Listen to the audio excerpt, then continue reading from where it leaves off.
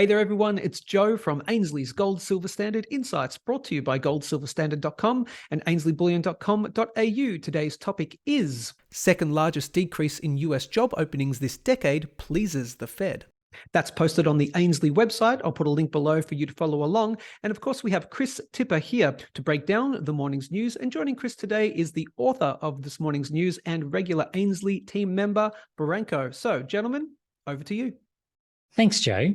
Yesterday on Insights, we talked through the most recent decision by the Reserve Bank of Australia and the key question of whether the RBA is making the right move, being amongst the first to slow the magnitude of rate rises into a likely recession.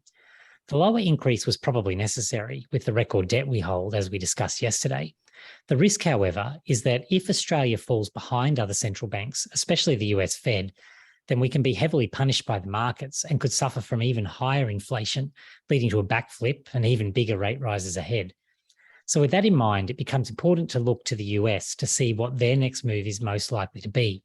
This is what Branko has been doing over the last few days, and his work on the news today focuses in on the big drop in US job openings as a potential leading indicator for what is most likely to happen next there.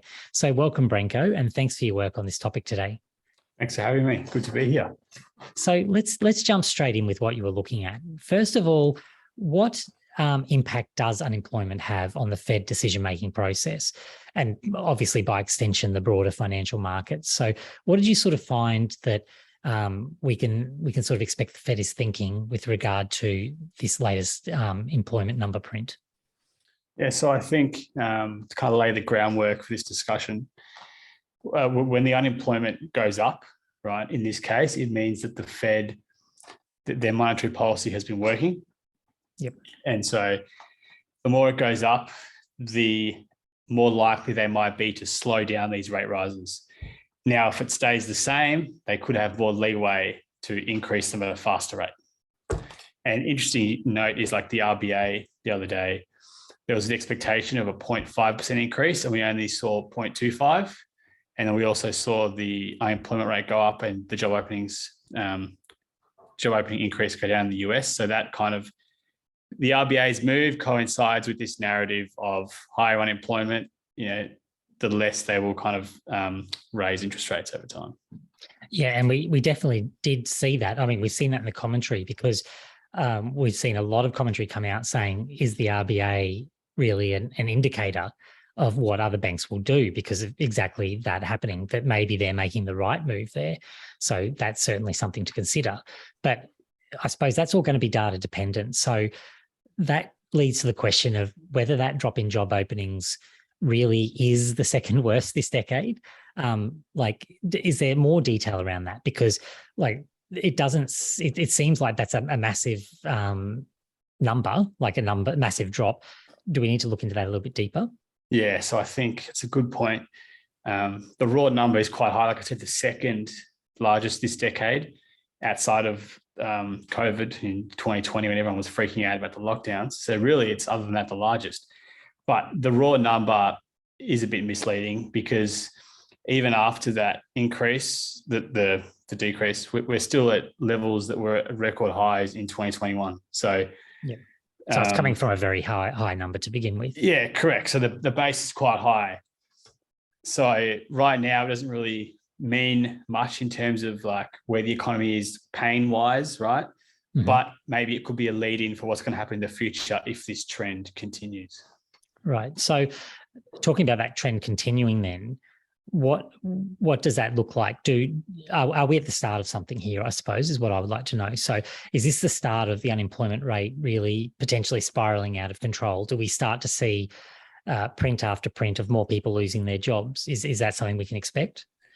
Yeah, I think this is a very interesting question because the issue with these rate rises is often they're a lagging indicator. So the impact of these rate rises isn't really felt for 6 to 9 months. So this that we've seen the other day, that's a result of an interest rate rise in January or February.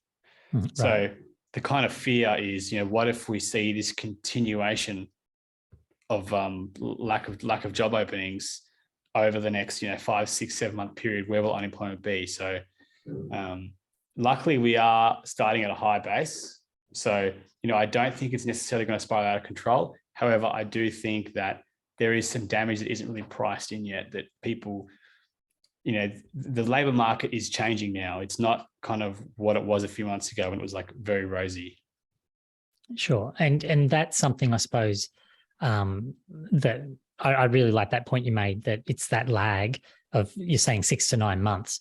That is quite important, because if you think back 6 or 9 months ago, it was quite a different conversation that we were having. So I imagine it will be quite a different conversation in 9 months time from now.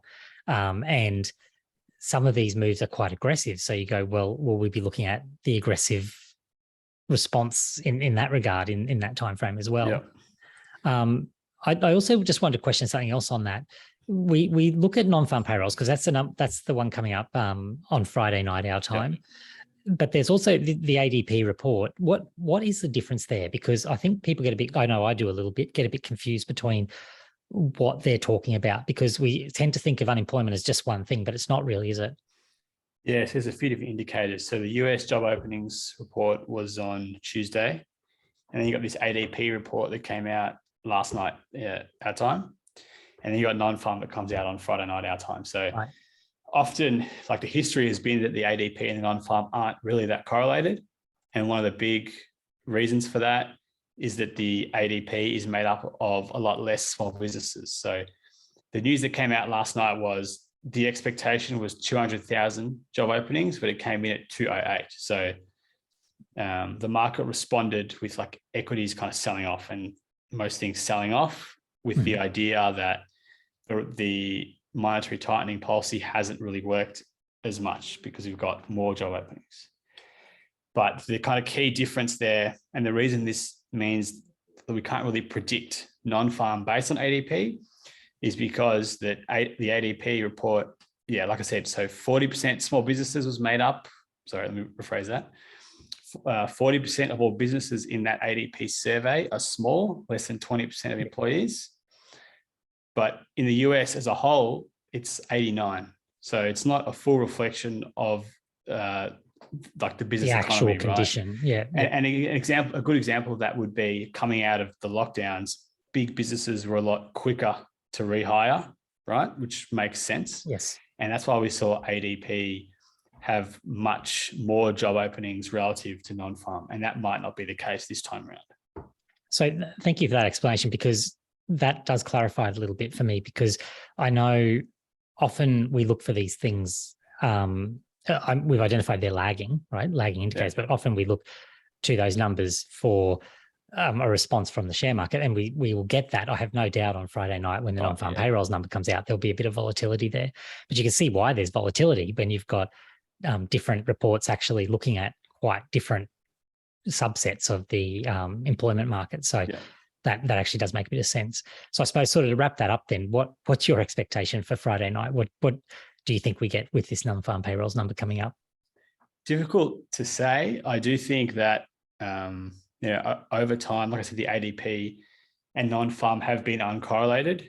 However, the past 5 years, it's gone from like a weak correlation to a weak moderate. So there might be some predictability starting to come in that hasn't been fully fleshed out yet. I do think just because we increase in the ADP, we might not see an increase in the non-farm. Non-farm is expected for 250,000. So, I would say whatever the difference is between those two predictions, the big reason for that is going to be, what are the small businesses doing? That's going to be more reflected in the non-farm, which I think is a much better indicator of economic health, because, small businesses are kind of the groundwork of the economy, and that represents most businesses in the US and the West. Yep. And I think it's probably going to be one of those situations where, like you've highlighted throughout, bad news is good news for the markets, because they're going to respond going, oh, well, we're coming to the end of this rate rising. And good news is bad news, because any indication that jobs are holding up, we'll probably see another sell-off as we go, well, the rate rising, that there's a reason there they can continue raising rates. I'm glad you brought up that point. That's a very confusing thing to get your head around, right? Usually we think, like unemployment going up is bad. Like, you know what I mean? But in this instance, it's actually good because it means the Fed is less likely to continue raising rates. So it's quite a, So in topsy-turvy land for a bit longer yet. Yeah. Well, thank you so much for that analysis and insight. I've learned a few things there today and then really appreciate that. So thanks, Branko. Thanks for having me on. Look forward to next time. See you then. See ya. Well, it's always great to have you on, Branko. Thanks for joining us. And Chris, I'll see you on the next one. And for the audience, head over to discord.gg/gold. That's where you can continue the conversation with Chris and Branko for the next 1 or 2 hours after the upload of this video. It's the perfect way to ask your questions, get some response in return, and of course, give us your feedback. We really want to hear from you. I, of course, want you to like, share, and subscribe this video. So head over to youtube.com/Ainslie Bullion to hit the big red subscribe button for the wide range of informational videos posted 5 days a week. And of course, while you're there on the internet, head over to goldsilverstandard.com. That's bringing gold and silver into the digital world. As we say at the end, balance your wealth in an unbalanced world. Take care. We'll see you next time.